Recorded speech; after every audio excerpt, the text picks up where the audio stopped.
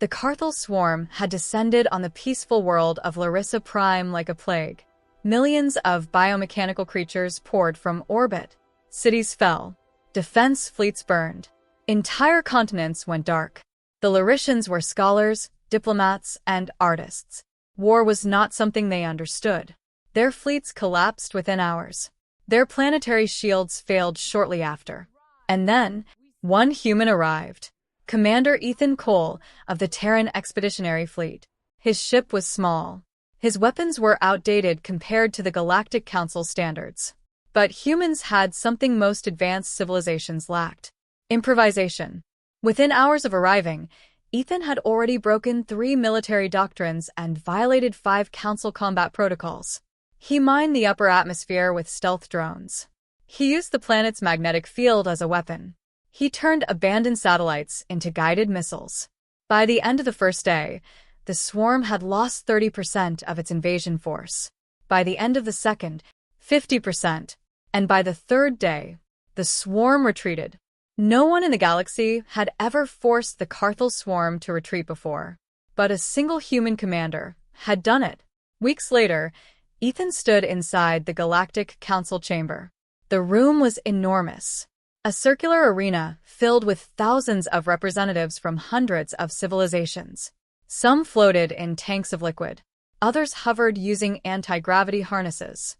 A few existed as pure energy projections. At the center of the chamber stood the human, alone. A voice echoed through the hall. "Commander Ethan Cole of Earth," the council speaker announced. "You saved the world of Larissa Prime and prevented the destruction of 3 neighboring systems." A ripple of approval spread across the chamber. "You have accomplished what entire fleets could not." Ethan simply nodded. He looked uncomfortable. Humans often did during ceremonies. The speaker continued. "According to galactic tradition, a hero who saves a member world must be given a reward." The audience leaned forward. This was an ancient custom, a reward chosen from the rescued civilization itself. Then the chamber doors opened. 2 figures entered the chamber. They were Laritian. Tall. Graceful. Their skin shimmered with faint bioluminescent patterns. Their silver hair flowed like liquid starlight. The entire council chamber fell silent. Even species with no concept of beauty recognized something extraordinary when they saw it. These were not ordinary Laritians. They were royal blood. Princess Arya and Princess Lyra, daughters of the Laritian High Queen. The speaker spoke again.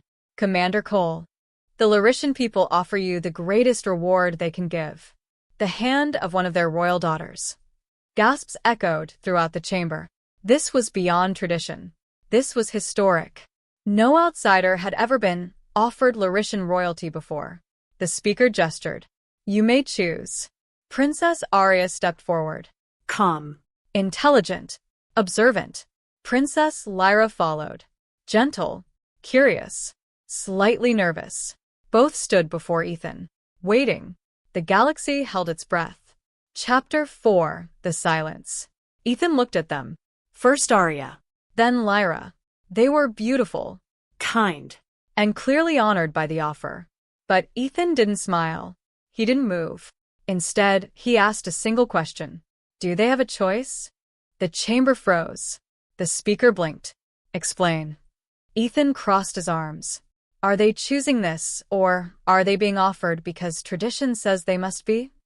The Laritian queen, seated high above, suddenly leaned forward. The question had never been asked before. Across the chamber, whispers spread. No species had ever questioned the reward ritual. Why would they? It was considered the greatest honor imaginable. But humans saw things differently. Princess Lyra spoke softly. "It is tradition." Ethan nodded slowly. Then he turned back toward the council. "I see." Ethan took a deep breath. Then he spoke words that would be repeated across the galaxy for centuries. "I'm not choosing." The chamber erupted. Shock. Confusion. Some representatives thought they had misunderstood the translation. The speaker raised a hand.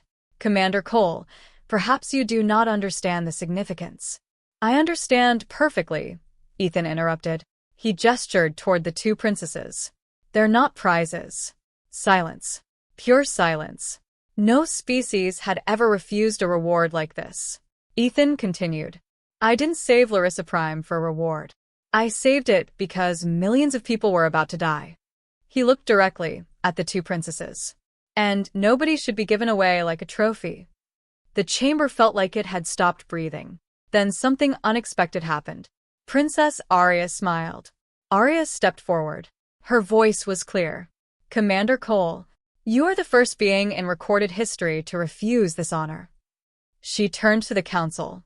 Do you know why? No one answered. She looked back at Ethan. Because humans do not measure worth the way the rest of us do. Lyra laughed softly. It's refreshing. The Queen of Larissa stood. For a moment, the entire chamber feared they had offended her. But instead, she bowed. To the human. The galaxy watched in stunned silence as a queen bowed to a soldier. You have honored my daughters, she said. More than any tradition ever could. News spread across the galaxy within hours. A human had refused Larishan royalty.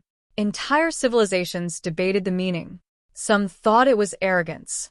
Others called it madness. But many were fascinated. Humans had only recently joined the galactic community, and already they were breaking its oldest customs. But something else happened too. Princess Arya approached Ethan privately. So, she said, amused, you rejected both of us in front of the entire galaxy. Ethan rubbed the back of his neck. Sorry about that. Lyra laughed. You realize most species would start wars for this opportunity. Ethan shrugged. I'm human. Arya tilted her head. Then perhaps we should learn more about humans. The next day, the council reconvened. The speaker addressed Ethan again. If you refuse the traditional reward, what do you request instead? Ethan thought for a moment. Then he said something that confused nearly everyone in the chamber. Send engineers. The speaker blinked. Engineers. Ethan nodded. Larissa Prime nearly fell because it wasn't prepared. Help them build better defenses. Orbital shields. Early warning systems. Evacuation networks. He gestured toward the princesses. That's the reward I want. A safe planet. The council representatives looked at each other. For the first time in centuries, the chamber erupted in applause. Later that evening, Princess Lyra asked Ethan a question. Why did you really refuse? Ethan looked out at the stars beyond the station window. My species has a rule. What rule? He smiled slightly. We don't own people. Lyra was quiet for a long time. Across the galaxy, historians would later mark this moment as the beginning of a cultural shift. Traditions that had existed for millennia began to change. Because one human had asked a simple question. Do they have a choice?